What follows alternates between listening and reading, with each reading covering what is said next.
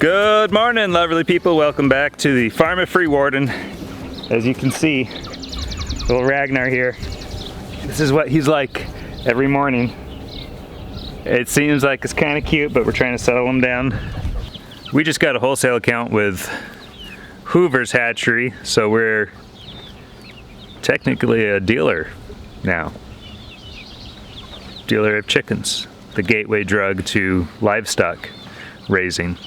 Anyway, these guys are going to replace our Bielefelders. They're going to be our new source of eggs, and we need it as soon as possible.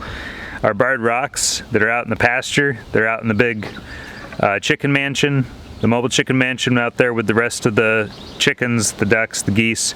They have not started laying eggs yet, but I cannot wait for them to, because our Bielefelders egg production quality and quantity has just drastically dropped. We are really hurting for eggs. We've not bought eggs for over a year, and today when we went to the grocery store, we walked past the egg section. Freewarden Mom and I, we walked past the egg section and said, should we buy eggs? And it hurt me so bad to have to buy eggs. Knowing that they're not going to be as good a quality, they're not going to be as healthy and nutritious, and who knows what else is in them, but we actually broke down today and bought eggs at the grocery store because we had to. We needed more eggs. Anyway, these guys, they are going to be an awesome egg-laying breed. Our Dominiques are going to replace our Bielefelders as far as egg-laying, and if we need something that is a dual-purpose bird for meat as well, they should fulfill that need also. This is not a really good example of it, but notice the cone there.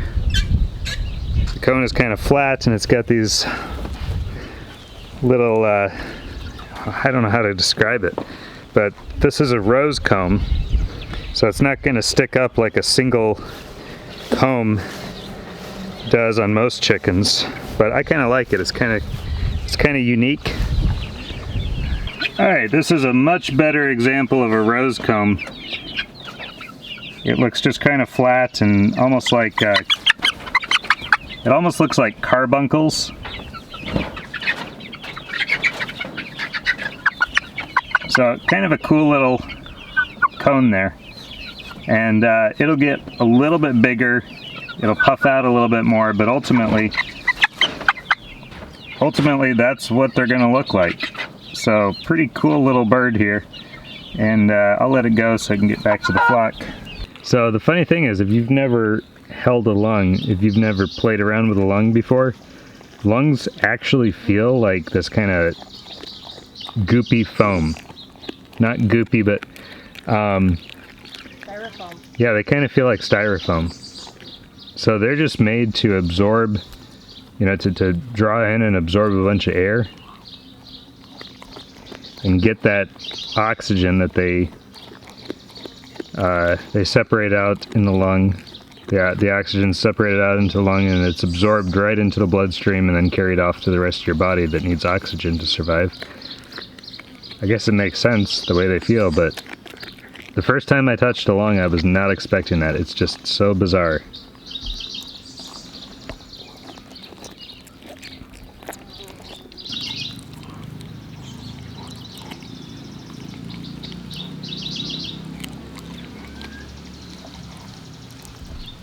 So we have the kids come in here and pet him as well, because he needs to be socialized to not just one person's touch, but also to children, just so that he knows that human beings, they don't mean to take his food. He's resource guarding, that's the technical term for this.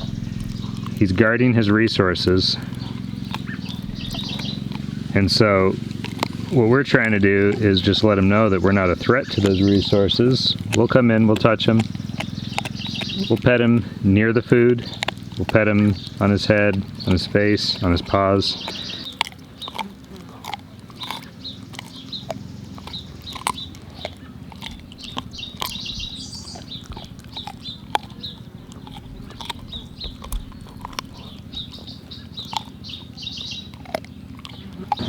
We have the hilarious Hadassah.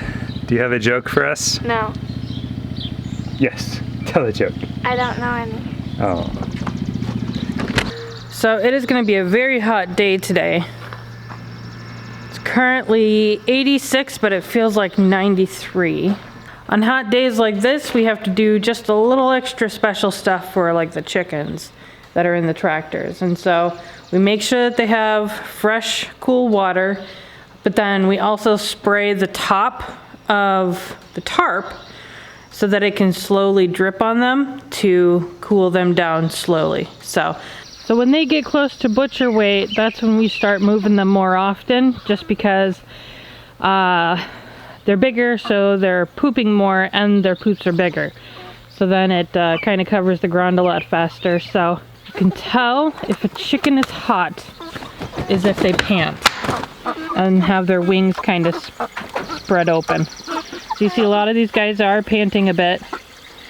So we need to get them some cool water, move them, and mist the tarp here.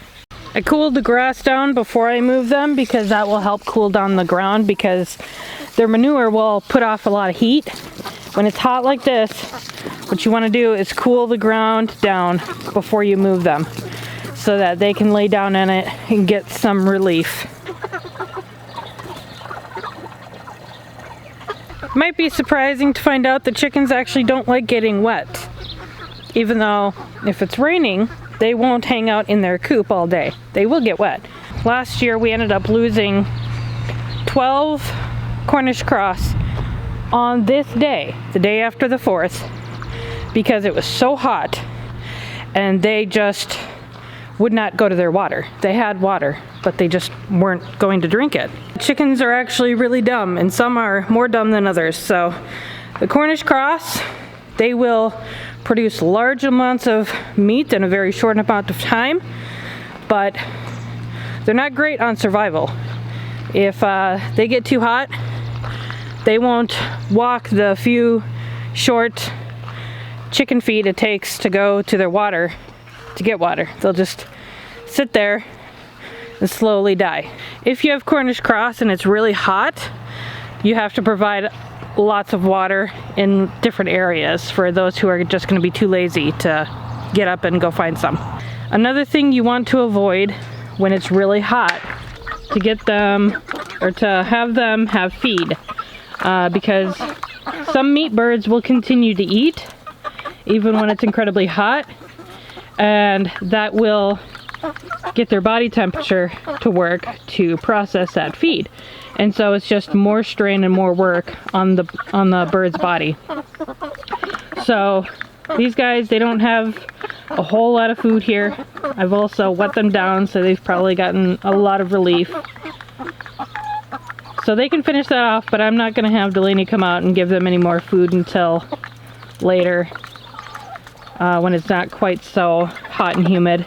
Yeah, so if you have Cornish Cross or bigger broilers or whatever the version is for the meat bird, when it is really, really hot out, spray the tractor down, give them cool water, move their tractor, move them to fresh grass where their manure isn't creating heat for them on the ground, and don't give them food.